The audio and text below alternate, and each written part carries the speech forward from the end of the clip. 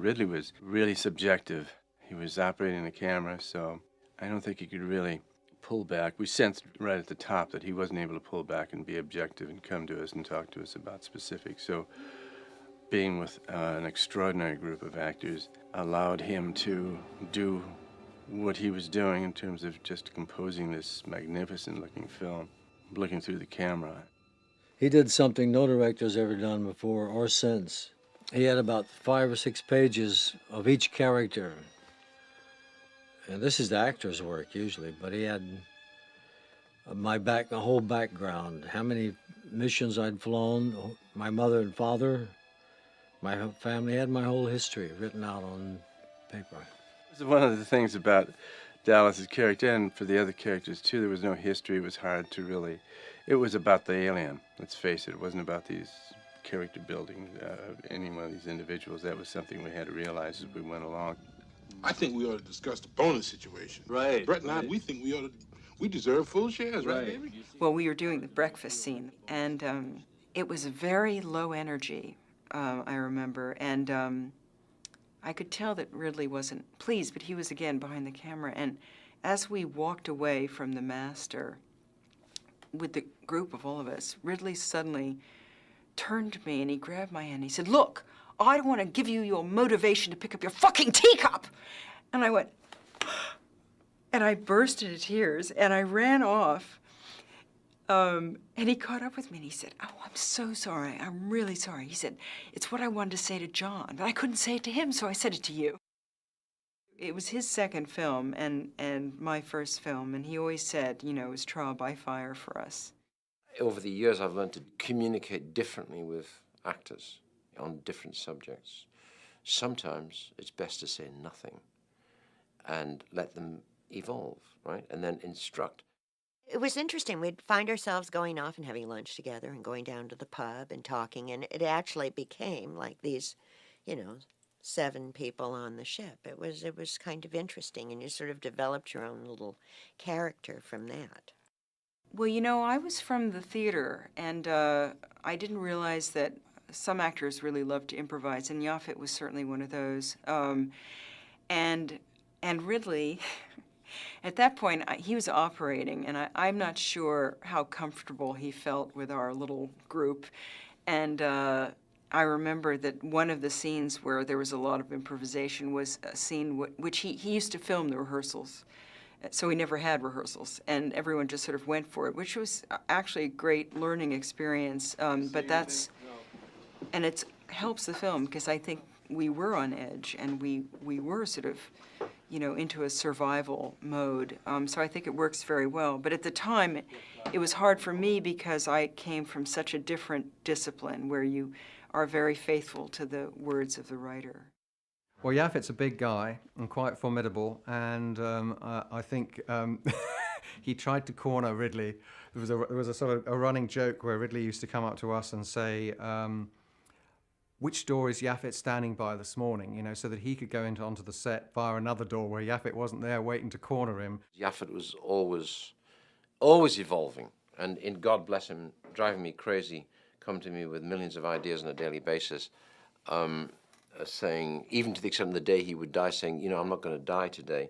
I'm going to kill this son of a bitch," And I think there was genuine tension between, funnily enough, the tension that in the film between the below decks guys, between Yaphet and Harry Dean Stanton, was sort of reflected to a degree actually in reality, because I think Sigourney found it quite lonely, being the sort of the heroine amongst all these kind of tough guys, and it's certain parts of that atmosphere I think carried on a bit.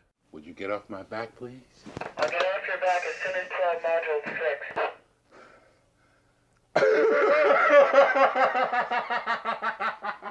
Sigourney had certain nervousnesses because Ridley wasn't inviting her at all to Russia's, and it was an early movie for her, so she wasn't quite sure how she was coming over. Sigourney was the new kid on the block, and they all felt that she wasn't really doing that good a job in the scenes with her. And they were grumbling among each other and felt that it might hurt the success of the film. And she and Yaphet especially would argue a lot in between scenes, but that manifested itself in the movie that was very convincing. Anybody say nothing? I'm thinking. Well, think fast.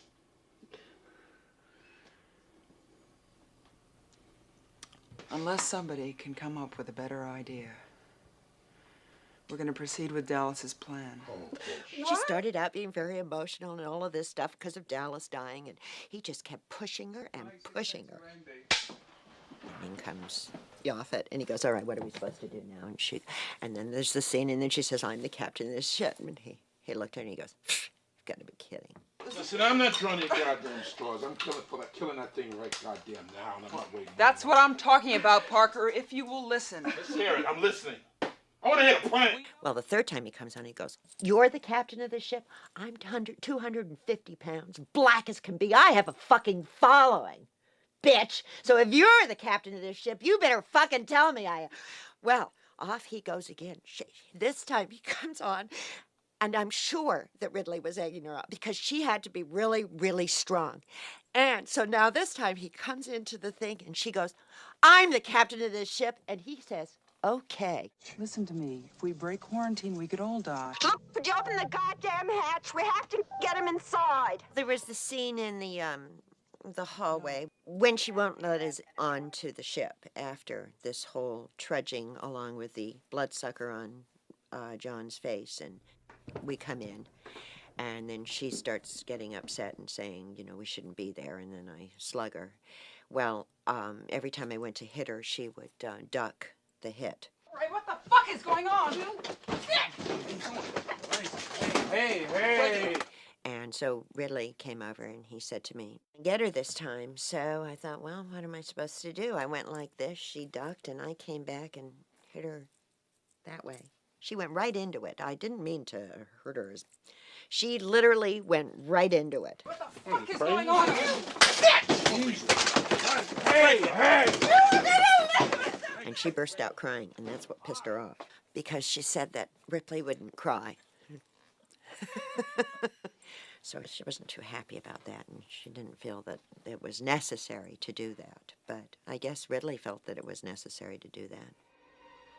Ash was the real masterstroke, I think, in that he was completely... That was a one-off, wasn't it?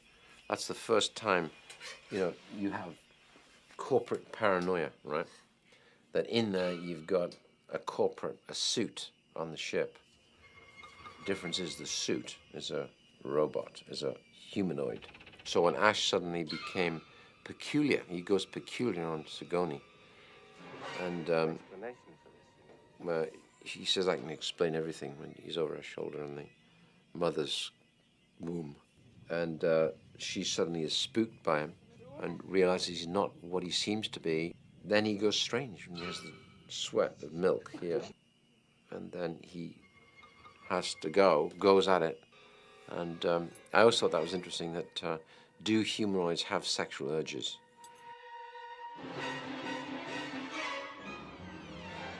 What would be nice is that this is the closest he ever gets to a sexual relationship. Then they come in and knock his head off, then you go from Ash to a very small person underneath, running around with, if you watch it carefully, rather dodgy arms, okay? That's the dodgy moment. But it's taken up by the shock. The slack is taken up by the shock of, Jesus, a robot, then getting bashed and bashed by Yaphet.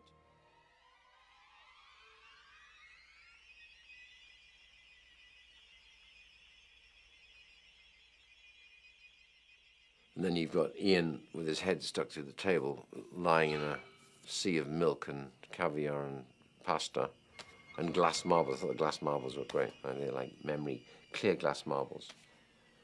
And poor Ian had to, every time I'd do a take, I'd give him, he hated milk as well, I'd give him a little bit of milk. So he'd say, "Ready?"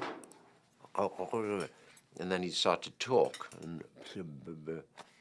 And then we then grizzled it up afterwards, gave it a little bit of effervescence on sound. All other priorities rescinded. And then incineration.